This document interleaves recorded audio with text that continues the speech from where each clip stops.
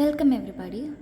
So today we are going to discuss one of the long answer in the chapter cell injury, which is define cell injury, explain in detail about the etiology and pathogenesis of the cell injury.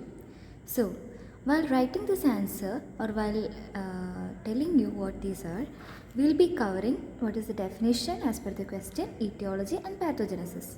So by textbook definition, what is cell injury? So, cell injury is the functional and morphological effect of stress due to a variety of etiological agents on the cell. It produces changes in its internal and external environment. So, what do you understand from this definition? Suppose you are a person, you are under a lot of stress. Because of that stress, your morphology is changing, how your functioning is changing due to different etiological causes. Etiology means different causes. By the way, I forgot to mention, etiology means the cause, pathogenesis means mechanism of how the injury is happening. Okay, so likewise, cell injury is a functional and morphological effect of stress. How stress is producing these effects, how stress is produced due to a variety of etiological agents on the cell.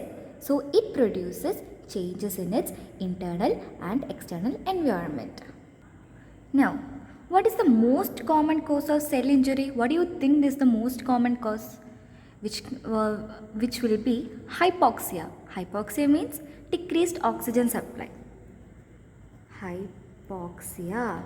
And what do you think is the most common cause of hypoxia is? It is none other than ischemia. So what is ischemia? It is when there is hypoxia, that is due to decreased oxygen level, blood supply is getting hampered. That is ischemia. Now we will learn in brief about this cell injury.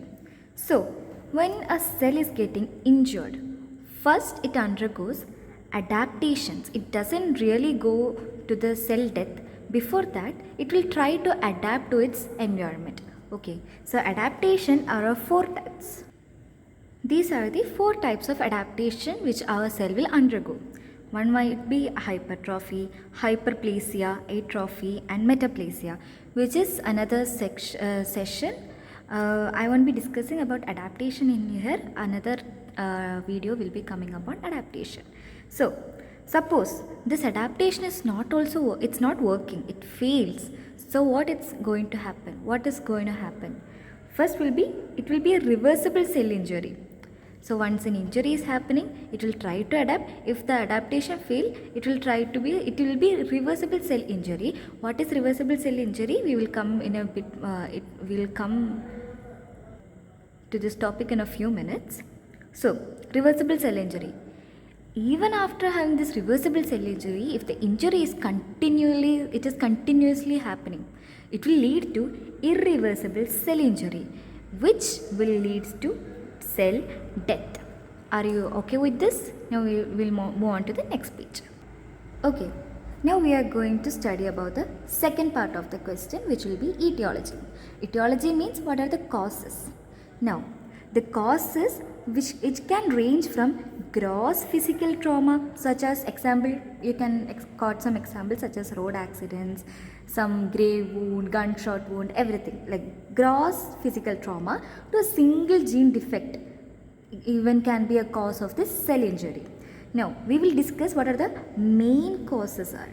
One of the main causes are hypoxia and ischemia. Okay, so what is hypoxia? It is inadequate oxygenation of the tissue, or in simple word we can say decreased oxygen supply. What is ischemia? Due to the decreased oxygen supply, there will be reduced blood supply. Why? Because it's getting hampered. Now, what are the causes of hypoxia? So what do you think the causes of hypoxia are? So what do you think the causes of hypoxia are? First one is ischemia. We just learned about it. Ischemia, from an arterial obstruction. Artery is getting obstructed. So, which can be due to some thrombosis or embolism or maybe even atherosclerosis. In ischemia, the ATP is inefficiently produced. It's not efficiently, it's inefficiently produced by anaerobic respiration. Now, ischemia will also lead to increased free radical species in our body. Is it good? No. Now, just the mechanism of injury. Suppose a person is having hypoxia. So, in hypoxia, what is happening? Decreased oxygenation. So, suppose your cell are getting decreased oxygen supply, what is going to happen? There will be decreased ATP production. So, when there is an decreased ATP production, the outcome can vary. Maybe it can undergo first adaptation, then reversible cell injury, maybe it become normal. Even if the reversible cell injury is persisting, it will lead to irreversible cell injury. It's as simple as that. Now let's discuss what are the physical agents which are causing this. Physical agents which is simple, we don't need to by heart it, we might know. Mechanical trauma, as I said, accident, gunshot wound, etc. Thermal injury, what do you think it is? Burns or deep cold areas, we'll get frost bites, something like that. No, thermal injuries, burns and deep cold. Now ionizing and non-ionizing radiation, electric shock, pressure changes, these are the physical agents. Okay, now we will go through the chemical agents, toxins and drugs. So first chemical agent, chemical means what is coming to our mind? Poisons such as cyanide, arsenic, which is very poisonous, right? Now insecticide is also one of the cause, alcoholism, tobacco, etc. Even simple chemicals such as hypertonic solution of glucose or salt can also be a chemical agent which will be leading to our cell injury. Now let's discuss what are the infectious agents. Infectious agents, what causes infections? Bacteria, virus, fungi, parasites, etc. Right? Now what will be the immunological responses?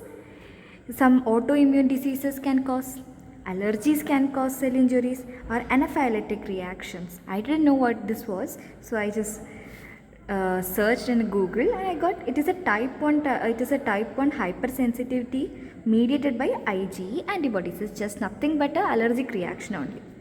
Now we will go to it's a genetic abnormalities, of course, chromosomal disorders such as Down syndrome, enzyme defects, etc.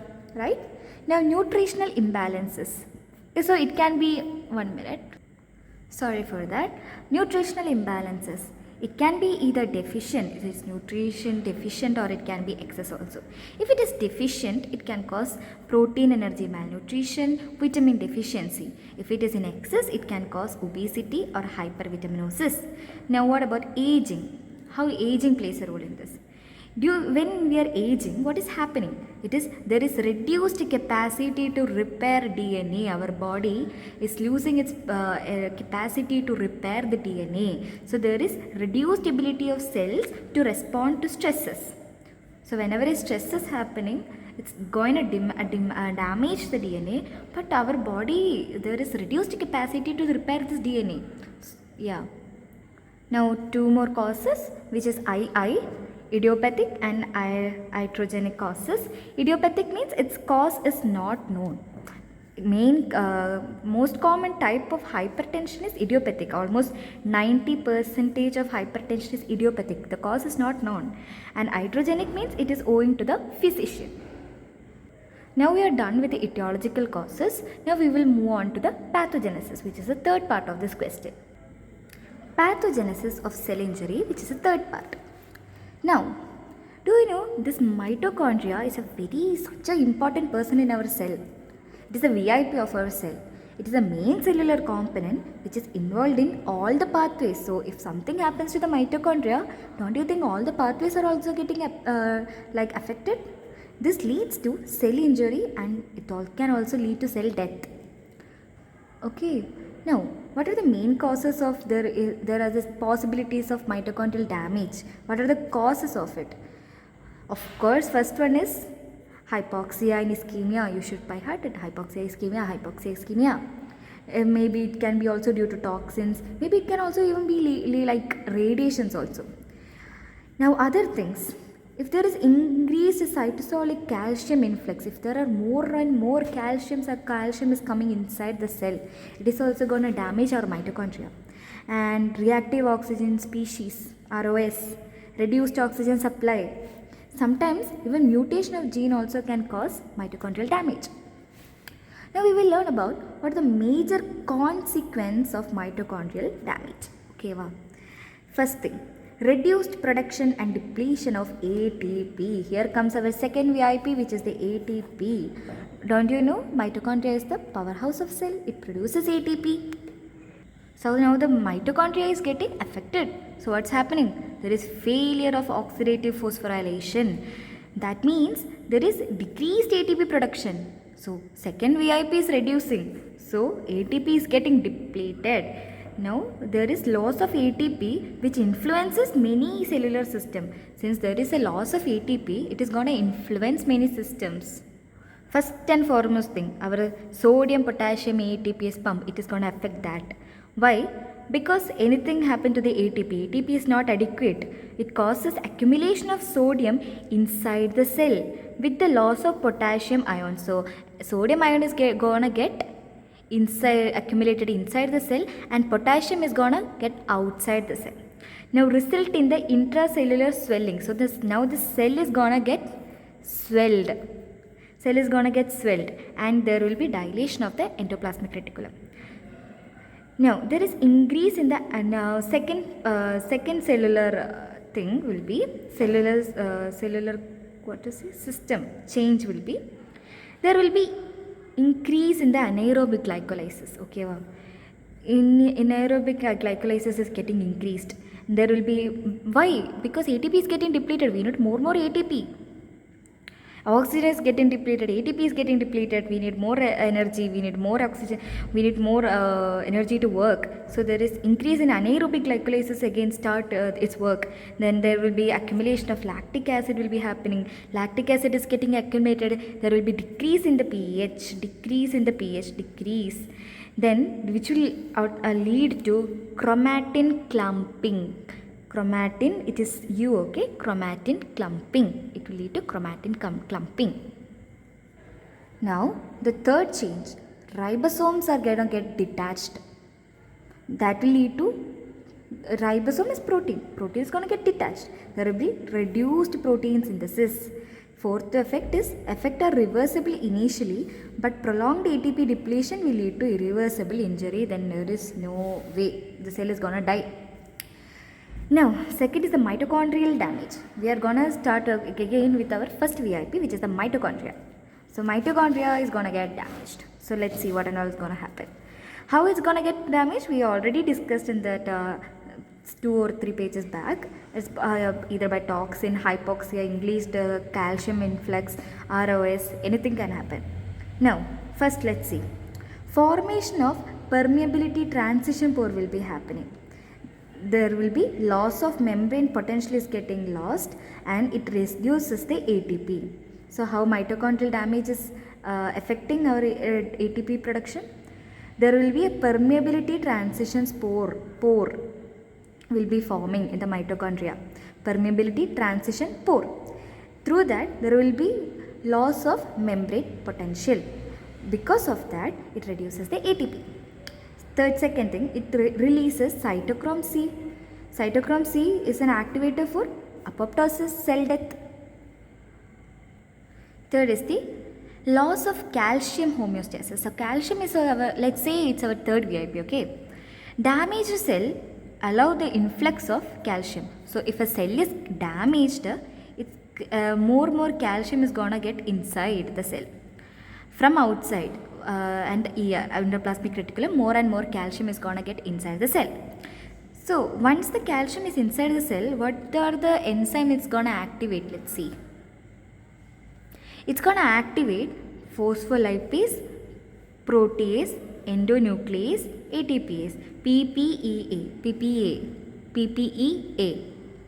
Phospholipase cell membrane is made up of phospholipid, so it's easy to remember. Phospholipase leads to membrane damage. Protease, cytoskeleton damage. Endonuclease, DNA fragmentation. ATP is more ATP depletion. So let's when we compare and study, it's going to get easier, okay? Phospholipase for membrane damage, protease, cytoskeleton damage, endonuclease, endo means inside the nucleus, what is there? DNA is going to get fragmentation, more ATP is going to get depleted. Now, accumulation of free radicals effects. One will be lipid peroxidation, which will also lead to membrane damage. There will be protein modification will be happening, which will lead to enzyme inactivation, and DNA damage, which will lead to mutation and apoptosis. We have come to our last page of membrane damage. Membrane damage is repeating only due to ROS, calcium influx, toxins. What are the effects? Plasma membrane injury leads to loss of the cell content. So imagine this is a plasma membrane, it's getting injured and it's having holes. The content from inside can go outside. That's it. Loss of cell contents. Now mitochondrial membrane damage, which will lead to decreased ATP and apoptosis. Lysosomal membrane damage, it will lead leakage of digestive enzymes. So it will lead to necrosis. Now sixth one, protein misfolding and DNA damage. Due to this, there will be accumulation of a membrane protein, triggers endoplasmic reticulum stress. There will be membrane protein will be accumulating inside the cell, which will increase the endoplasmic reticulum stress, and it will activate apoptosis pathway, and P53 respond to severe DNA damage, which will lead to cell cycle arrest or apoptosis. Okay, so thank you everyone for watching till the end. Even if you didn't watch till the end, I hope you get the message what I want to say. So this is an LAQ question and cell injuries question, which is very important, and I hope I made it a little simpler for you. And the notes you can take screenshot, or I will provide the notes in the description. Just join my Telegram channel and you can get the notes. It's absolutely free. So please subscribe and like for more videos. Thank you.